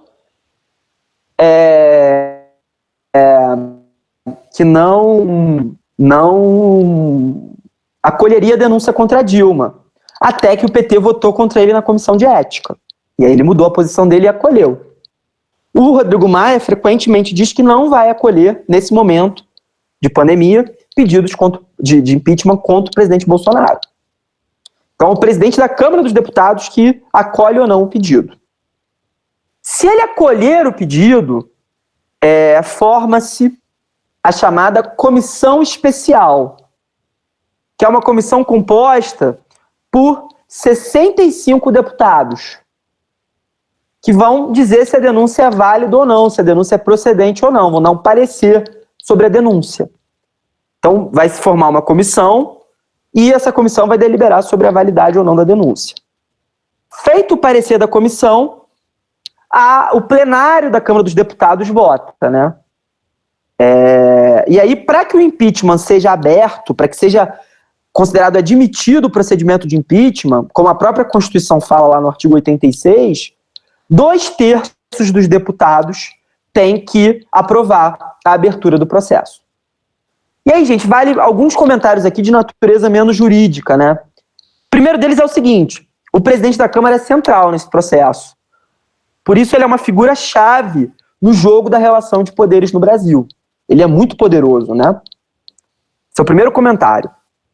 O segundo comentário é o seguinte: se um presidente chega ao ponto de não ter 1/3 de apoio na Câmara dos Deputados, ele está condenado a perder o mandato. Isso explica por que os presidentes são obrigados a formar coalizões. Então, por exemplo, O Collor era um presidente que não utilizava a lógica das coalizões. O que aconteceu com ele? Sofreu procedimento de impedimento, sofreu um processo de impeachment, foi afastado do poder. A Dilma perdeu a capacidade, a presidenta Dilma perdeu a capacidade de formar uma coalizão. O que aconteceu com ela foi a apeada do poder. O presidente Bolsonaro atualmente está sob o risco de sofrer um procedimento de impeachment. O que ele está fazendo? Buscando apoio total no Centrão. Por quê? Porque se ele chegar a ter menos de 1/3 de apoio na Câmara dos Deputados, ele perde o mandato dele. Então, um dos problemas centrais dessa lógica do impeachment é que um presidente fraco, um presidente enfraquecido politicamente, tem que vender tudo para conseguir se manter no cargo. E aí ele pode se tornar imóvel. O Temer, não sei se vocês vão se lembrar, é uma outra situação, porque era um crime comum, mas ele era um presidente que gozava de baixíssimo apoio popular, mas era um cara que foi presidente da Câmara dos Deputados, que entendia do jogo político do Brasil. Formou uma coalizão que tornou ele inderrubável, ao custo dele não conseguir governar mais. O Temer, o último ano de governo do Temer, ele não conseguiu fazer nada. Foi um governo que não acabava, né? Não acontecia nada. Então é um processo que é muito permeado pela lógica da coalizão e pela lógica política, né? E aí pode gerar crises permanentes, pode gerar situações de chantagem contra o presidente. Então essa é a fase da admissibilidade. Denúncia, acolhimento, comissão especial e votação do parecer pelo plenário da Câmara dos Deputados. Se o parecer for aprovado e for aberto o processo contra o presidente, tem início a fase de processo e julgamento, que é quando o Senado Federal vai se reunir para julgar o presidente. E aí, nesse momento, o Senado Federal se torna um tribunal político que é presidido pelo presidente do Supremo Tribunal Federal. Então, há uma mudança na natureza do Senado Federal. O Senado Federal se torna um tribunal que vai julgar se houve crime de responsabilidade ou não. E aí, quando o processo chega no Senado, abre-se a chamada comissão processante, que é uma comissão composta por 1/4 dos senadores, que vai avaliar a validade da denúncia, que vai analisar, 1/4 dos senadores vai analisar se a denúncia é válida ou não. Essa comissão processante vai emitir um parecer que vai ser votado pelo plenário da Câmara dos Deputados, do Senado Federal. Então a comissão processante emite um parecer e esse parecer é apreciado pelo Senado Federal. Se o Senado Federal aprovar o parecer de existência de crime de responsabilidade, o presidente é afastado por 180 dias. Então, se essa comissão processante disser a denúncia é válida e o plenário aprovar o parecer da comissão processante, o presidente é afastado por 180 dias. E aí, gente, quando o presidente sai, acabou. Todos devem se lembrar de quando a Dilma foi afastada, né? E aí o Temer se tornou presidente interino. E a Dilma ficou tão sem poder que o Temer proibiu que ela usasse aviões, começou a cortar a luz do Palácio do Planalto, onde ela ainda vivia. Enfim, o presidente, quando ele é afastado, acabou o mandato dele, na verdade, é uma questão de tempo. Finalmente, a última etapa do procedimento de impeachment é a decisão final do plenário do Senado Federal. E aí, novamente, o quórum é de 2/3. 2/3 dos senadores têm que aprovar a condenação do presidente. Se aprovarem, o presidente é condenado e perde o mandato. Qual é a pena para o crime de impeachment, gente? Para o crime de responsabilidade, para a condenação no impeachment? Existem 2 penas, basicamente. A perda do cargo, o presidente perde o cargo, naturalmente, e ele se torna inabilitado a exercer a função por 8 anos. Foi o que aconteceu com Collor. Mas não aconteceu com a Dilma. O Senado Federal, no julgamento da Dilma, decidiu que era possível dividir essas penas. Então, que era possível fazer o presidente perder o cargo, mas não se tornar inabilitado para concorrer nos próximos 8 anos.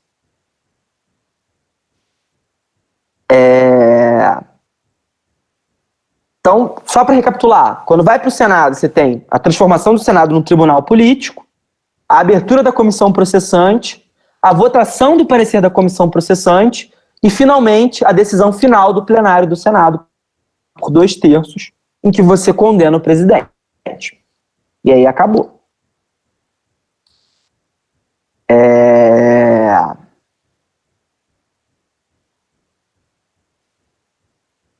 Como vocês devem ter visto, acho que o mais importante aqui é a gente entender que o procedimento de impeachment é um procedimento complexo, que ao mesmo tempo que ele tem uma natureza muito política, que envolve escolhas políticas de vários agentes, ele também precisa respeitar uma série de garantias do presidente, sob pena de se tornar um procedimento viciado. Então é um meio termo entre as duas coisas. Uma pergunta importante, que eu acho que alguém já fez e eu falaria de qualquer maneira, é a seguinte: é possível fazer impeachment durante o período da pandemia? Alguém fez essa pergunta, deixa eu confirmar aqui.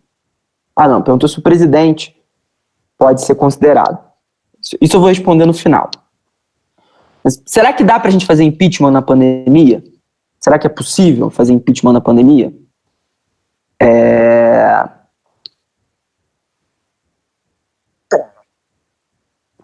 Primeiro, o Congresso está funcionando? Tá. Eles estão deliberando por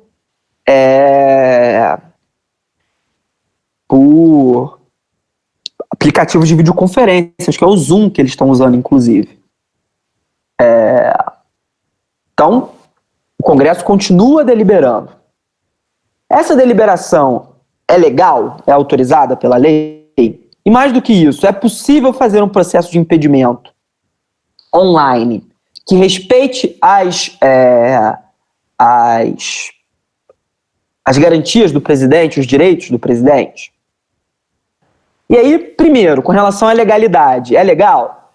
O Congresso Nacional ele criou o chamado Sistema de Deliberação Remota, que é um instrumento que permite que os deputados deliberem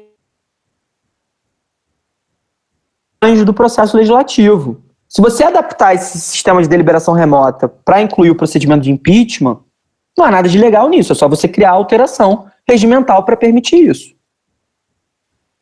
Agora, isso é constitucional? Seria válido? O presidente teria as garantias que ele tem direito com uma deliberação virtual? E aí isso é uma questão mais confusa, gera mais debate.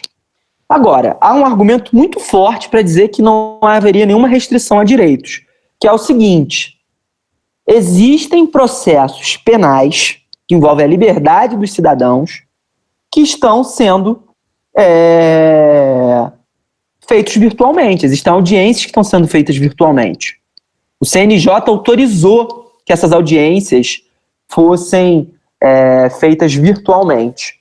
De modo que, se você pode deliberar sobre a liberdade das pessoas virtualmente, por que você não poderia deliberar sobre o cargo do presidente virtualmente? Eu não vejo motivo. Eu acho que não há nenhum problema.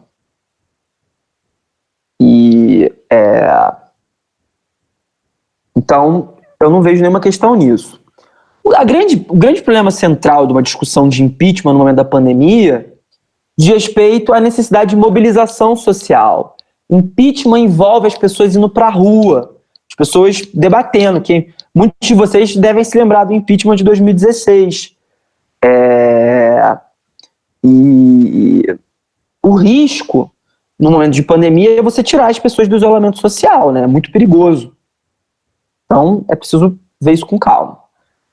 Para finalizar a reunião de hoje e abrir para as perguntas, eu acho que é muito importante a gente ter em mente que esse processo que leva ao impedimento é um processo muito longo. Para vocês terem uma ideia, a Dilma foi... A denúncia dela contra ela foi aceita em 2015. A Câmara dos Deputados aprovou essa denúncia em maio de 2015. 2016, tá? E em agosto ela foi afastada.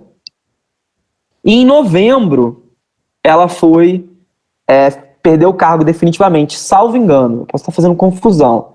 Mas é algo que levou entre 8 meses e 1 ano o processo de impeachment da Dilma. Isso não é uma coisa trivial, isso deixa marcas no país, isso gera crises muito grandes.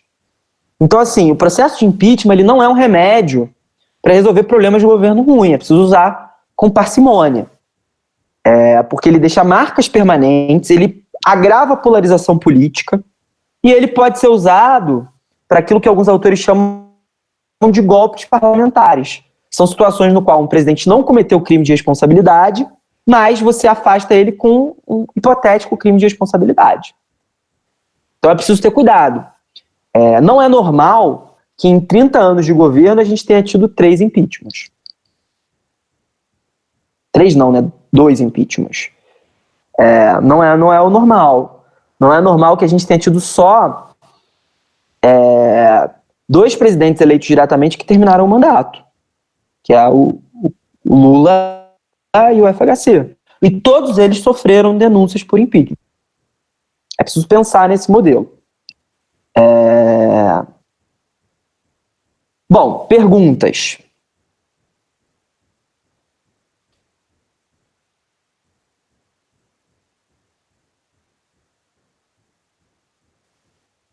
Depois de eleito, o presidente pode ficar sem partido? Pelo que parece, pode, porque esse requisito é para ele ser eleito, mas não para ele permanecer no cargo, né? Então ele pode ficar sem partido. É uma coisa ruim? Mas está acontecendo, enfim. Não é uma proibição vedada, e o judiciário entende que não há um problema nisso. Agora, o presidente Bolsonaro poderia se reeleger sem partido? Não. Existe um debate no Supremo Tribunal Federal sobre as chamadas candidaturas avulsas, que são candidaturas sem partido político. Mas essas candidaturas, gente, elas têm um problema central, que a Constituição exige que os candidatos tenham partido. Vai ser ler a Constituição contra o que está escrito nela. Alguma atitude do presidente pode, no contexto da pandemia, ser entendida como crime de responsabilidade? Para muitas pessoas, sim. A discussão sobre a Polícia Federal e a influência é considerado por alguns crimes de responsabilidade. A conduta com relação à pandemia é considerada por alguns crimes de responsabilidade. Enfim, é possível sim considerar muitas das suas condutas como crimes de responsabilidade. Há quem defenda isso, há várias denúncias, né, contra o presidente a respeito disso.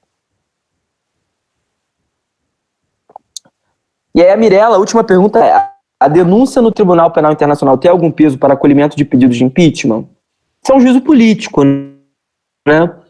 Tenho a impressão que no ordenamento jurídico brasileiro, no sistema político brasileiro, existe uma certa indiferença com relação uma indiferença ilegítima e muito indesejável com relação a algumas jurisdições internacionais.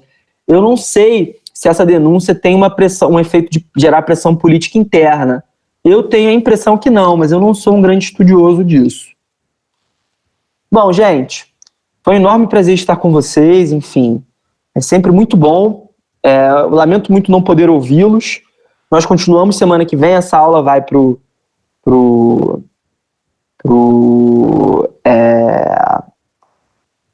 YouTube. E, além disso, eu queria indicar 3 livros para vocês, antes de encerrar a aula, né? Como eu sempre faço, enfim, em todas as minhas reuniões. O primeiro livro é de um autor chamado Sérgio Abranches, e se chama Presidencialismo de Coalizão, Raízes e Evolução do Modelo Político Brasileiro. Então, Presidencialismo de Coalizão, do Sérgio Abranches, Raízes e Evolução do Modelo Político Brasileiro. É o primeiro livro que eu indico para vocês lerem, né? Eu acho muito importante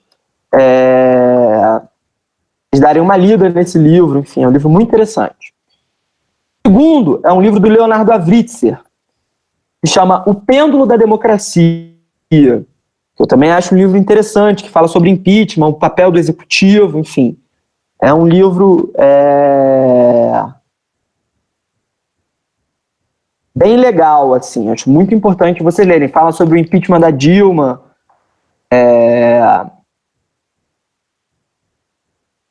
e vale muito a pena, enfim, é um livro que eu recomendo. Por fim, eu indico um livro do Brasílio Salum Júnior, que se chama O Impeachment de Fernando Collor, Sociologia de uma Crise, que vai explicar como é que funciona politicamente um processo de impeachment, quais são as variáveis, o que pode dar errado, o que leva os agentes a fazerem isso, enfim.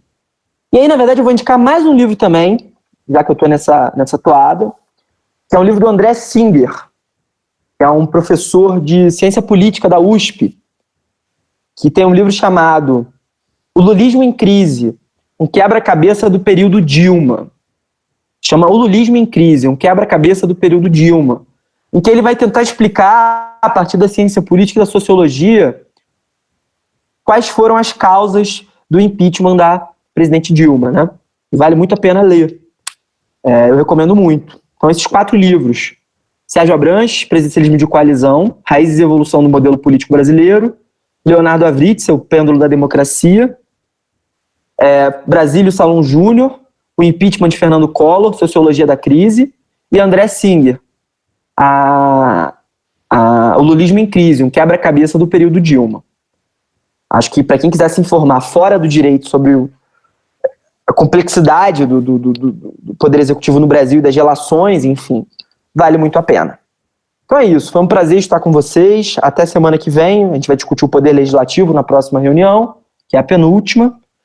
Gostaria de lembrar que os alunos do FRJ se inscrevessem no Siga na Atividade, para que seja computado no sistema as horas complementares. Um abração, tchau. Se cuidem no Covid.